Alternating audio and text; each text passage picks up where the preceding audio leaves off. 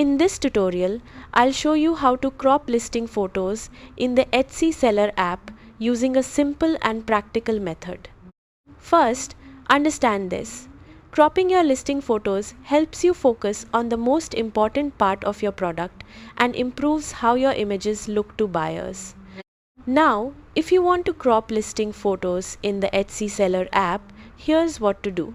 Start by opening the Etsy seller app and logging into your account. Next, go to your shop manager and open the listings section. Select the listing you want to edit. After that, tap on the photo you want to crop and select the edit option. Now, crop your image. Drag the corners of the image to resize the frame and move the image to choose which part you want to keep visible. You can also use preset size options if available. Adjust the frame until you're satisfied with how the photo looks, focusing on the main product area. Once done, tap Apply and then save your changes. That's it. Cropping your listing photos helps you create cleaner, more professional images that attract more buyers on Etsy.